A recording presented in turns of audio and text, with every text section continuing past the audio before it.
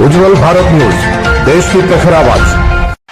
अब नए अंदाज। नमस्कार, उज्जवल भारत न्यूज में सभी का स्वागत है। અરવલ્લી में મોક ડ્રીલ બ્લેકઆઉટ। નમસ્કાર, આપ બધાને ખબર છે ગયા દિવસોમાં આપને રાષ્ટ્રે વિક્રમી સફળતા ઓપરેશન સિંદૂરમાં મેળવી છે, પણ એવા સંજોગોમાં હવે જરૂરિયાત છે, ભારત સરકાર ઈચ્છે છે કે નાગરિકો દરેક સમય તૈયાર રહે। એના માટે સિવિલ ડિફેન્સ નાગરિક સંરક્ષણના નેજા હેઠળ આપણે બધા તૈયારીઓ કરીએ અને આપણે તૈયાર રહીએ કોઈ પણ એવા સંજોગો માટે। તો આજે આખા ગુજરાતમાં operation shield civil defence exercise એક મોક ડ્રીલ યોજવામાં આવી રહી છે। એની વિગતો આપને સાથે હું વિગતવાર શેર કરું છું। આપણે અરવલ્લીમાં પણ કરવામાં આવી રહી છે।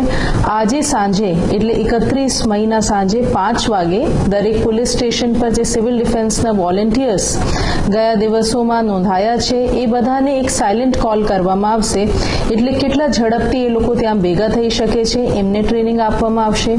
પછી 6 વાગે આપણા પોલીસ હેડક્વાર્ટર મોડાસા ખાતે એક એર સ્ટ્રાઇકનું પ્રેક્ટિસ કરવામાં આવે કે એક હવાઈ હમલા થાય તો કઈ રીતે આપણે બધા એ સિસ્ટમ રિસ્પોન્ડ કરશે, લોકોને રેસ્ક્યુ કરવામાં આવશે। આ બધું એક મોક ડ્રીલના પાર્ટ હશે અને આપણે તૈયારીના ભાગરૂપે છે।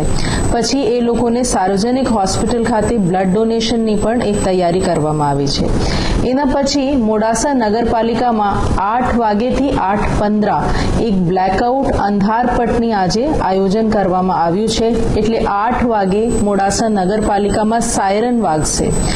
8 વાગે 2 મિનિટ, આ 2 મિનિટમાં ઉતરતી ચડતી તીવ્રતાથી આ સાયરન વાગશે। આપ બધાથી વિનંતી છે કે આપના વીજ ઉપકરણ, જે દુકાનદાર મિત્રો છે એમના લાઇટ બોર્ડ હોય કે કોઈ પણ લાઇટ હોય ઇમરજન્સી સેવાઓ સિવાય એ બધું બંધ કરી દેવામાં આવે અને આખા બ્લેકઆઉટ જે કોઈ વોરના સંજોગોમાં કે દુશ્મન આપણે જોઈ ના શકે આ તૈયારીના ભાગરૂપે આપણે આખા એક બ્લેકઆઉટ 15 મિનિટ માટે કરશું।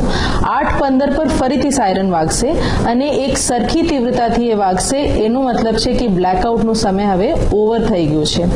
મારી બધા નાગરિકોથી વિનંતી છે કે એ બાબતમાં અમે જે કહી રહ્યા છે, જે સરકારી આધિકારિક સૂત્રોથી આપને જે સાંભળવામાં મળે છે, જે બાઇટથી જાણવામાં મળે છે, એમને જ સાચું માનવાનું, કોઈ અફવા નહીં ફેલાવવાની, કોઈ ભીવાની જરૂરિયાત નથી। આ એક મોક ડ્રીલના પાર્ટ છે અને અમે અપીલ કરીએ છીએ કે બધા નાગરિકોને એમાં સહકાર મળશે। આપ પણ આ તાલીમમાં જે છે એક પાર્ટિસિપન્ટ તરીકે આ શીખો એ વિનંતી સાથે હું આભાર માનું છું। અસ્તુ। Thanks for watching UP News. Like and comment, and don't forget to subscribe for latest updates.